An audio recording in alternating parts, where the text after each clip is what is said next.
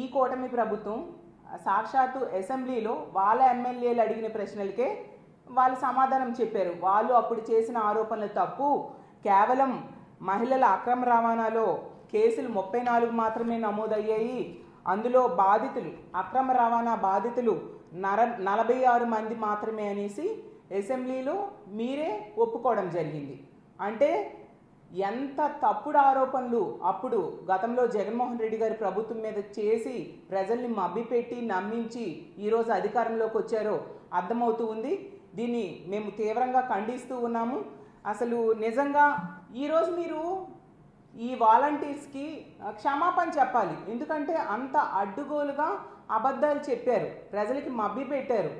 అలాగే 2003లో కేంద్ర హోంశాఖే మీరు అదృశ్యమైపోయిన వాళ్ళ సంఖ్య గురించి అడిగితే ఆ కేంద్ర హోంశాఖే చెప్పింది 99% మంది మహిళలు అదృశ్యమైన వాళ్ళు దొరికిపోయారు అనేసి, మళ్ళీ ట్రేస్ అవుట్ చేయడం జరిగింది అనేసి. అంటే ఇలా పదే పదే అబద్ధాలు వల్లివేయడం మీకు అలవాటుగా మారిపోయింది.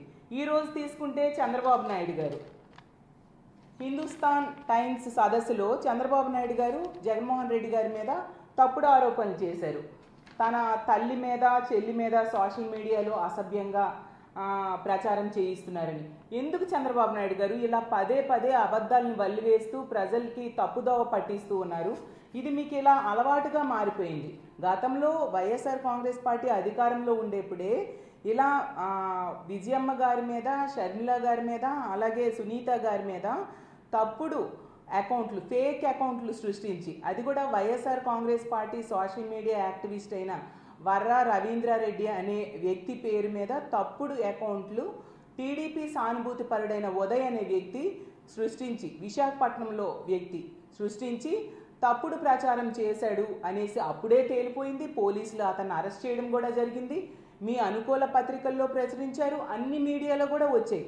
అంతగా నిజాలు బట్టబయలు అయినా కూడా, మీరే ఇలాంటి తప్పుడు పని చేసినా కూడా మళ్ళీ ఇప్పటికి కూడా అలాంటి తప్పుడు ఆరోపణలు చేస్తూ మళ్ళీ ప్రజలను మభ్య పెట్టడానికి ఎందుకు మీరు ప్రయత్నిస్తూ ఉన్నారు? గతంలో కూడా ఎన్టీ రామారావు గారి మీద అసభ్యకరమైన పోస్టులు మీరు పెట్టించారు. ఆ రోజు తీసుకుంటే మోడీ గారి భార్యనే మీరు విమర్శించారు.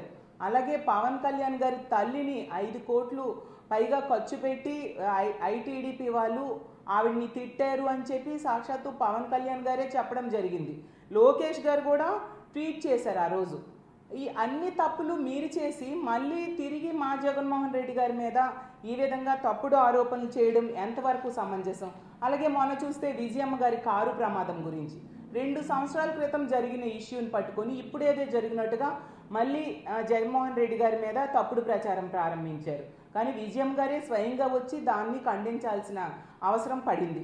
ఇంత ఘోరంగా మీరు తప్పుడు ప్రచారం చేస్తూ వెళ్తూ ఉంటే ఇది ఎంతవరకు సమంజసం?